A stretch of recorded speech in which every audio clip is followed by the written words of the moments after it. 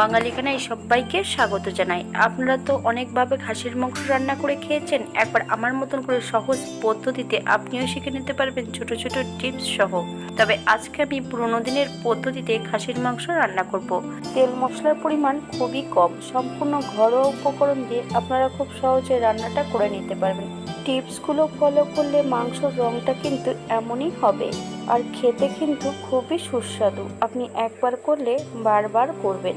তবে আমি আজকে কিভাবে পুরোনো দিনের পদ্ধতিতে খাসির মাংস রান্না করলাম, চলুন সেটা একবার দেখে নেওয়া যাক ভিডিওর মাধ্যমে। এখানে আমি 750 গ্রাম খাসির মাংস ঈষদুষ্ণ গরম জল দিয়ে বেশ পরিষ্কার করে ধুয়ে রেখেছি। মাংসের গায়ে কিন্তু আজকে আমি এখনো কিছু লাগিয়ে নিইনি। মাংসগুলো ঘরোয়া পিস করে নিয়েছি, আপনারা এর থেকে ছোট বড় পিস করে নিতে পারেন। বাঙালি রান্না ঘরোয়া উপকরণ দিয়ে। আপনাদের যদি রান্নাগুলো পছন্দ হয় তাহলে চ্যানেলটি সাবস্ক্রাইব করে দিয়ে পাশে থাকবেন, পাশে থাকা বেলটি বাজিয়ে দেবেন, নইলে নিত্য নতুন রান্নার নোটিফিকেশন পাবেন না।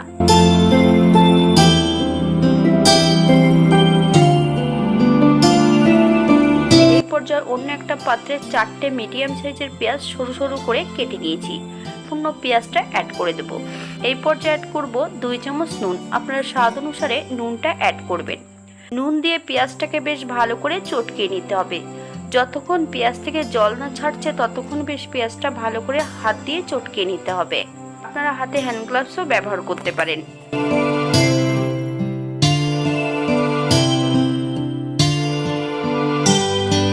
সম্পূর্ণ পেঁয়াজগুলো চটকিয়ে নিয়েছি। এই পর্যায়ে অ্যাড করব বেশ কিছুটা বাটা মশলা। আদা, জিরে, ধনে একসঙ্গে বেটে রেখেছি। 3 চামচ বাটা মশলা অ্যাড করব। 2 চামচ শুকনো লঙ্কা বাটা। আচ্ছা, আমি এখানে কিন্তু 2 চামচ নয় 3 চামচ শুকনো লঙ্কা বাটা অ্যাড করব। আপনারা কম বেশি লঙ্কাটা করে নিতে পারেন।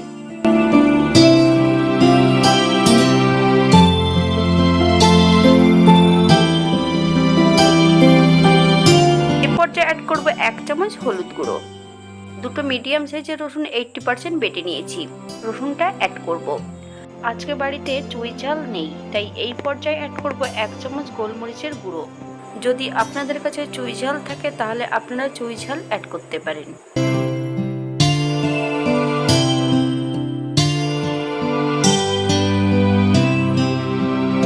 50 গ্রাম জল ঝরানো টক দই।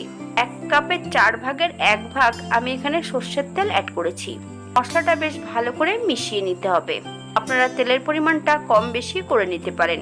যেহেতু এখানে গর্দানের মাংস আর সামনের পায়ের মাংস আছে, তাই তেলের পরিমাণটা কমই লাগবে।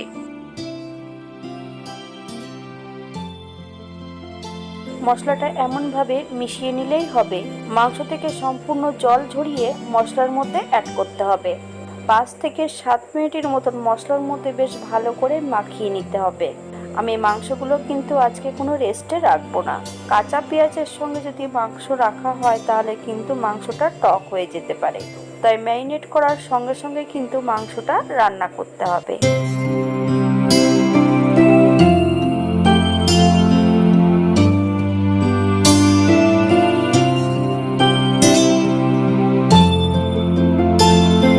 এই পর্যায়ে আমি সম্পূর্ণ মাংসটা বেশ ভালো করে মাখিয়ে নিয়েছি। এই পর্যায়ে অ্যাড করব বেশ কিছুটা কাঁচা লঙ্কা, বেশ কিছুটা আলু। আপনারা যদি পছন্দ করেন তাহলে পরিমাণে বাড়িয়ে দিতে পারেন।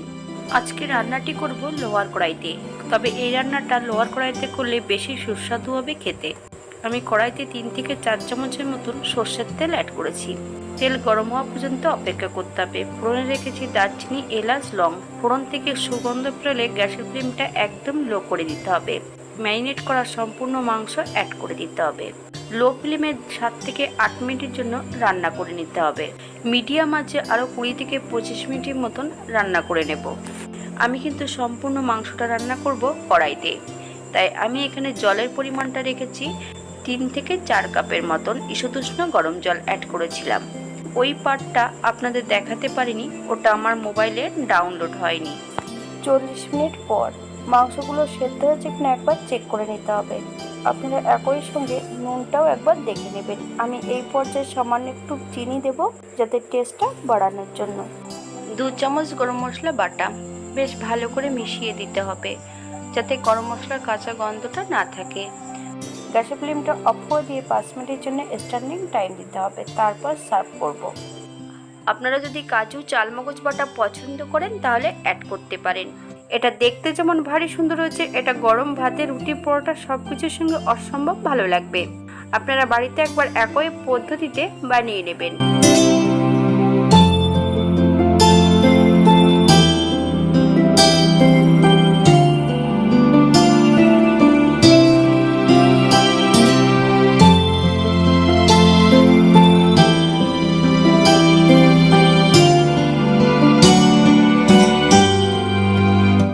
হাতে যদি সময় থাকে তাহলে একটা লাইক, কমেন্ট, শেয়ার করবেন। আজকের ভিডিওটি এই পর্যন্ত। সবাই সুস্থ থাকবেন, ভালো থাকবেন। অন্যদিন নতুন রেসিপি নিয়ে আপনাদের সামনে আবার আমি হাজির হব। নতুন ও পুরনো সকল বন্ধুদের অসংখ্য ধন্যবাদ ভিডিওটি দেখার জন্য।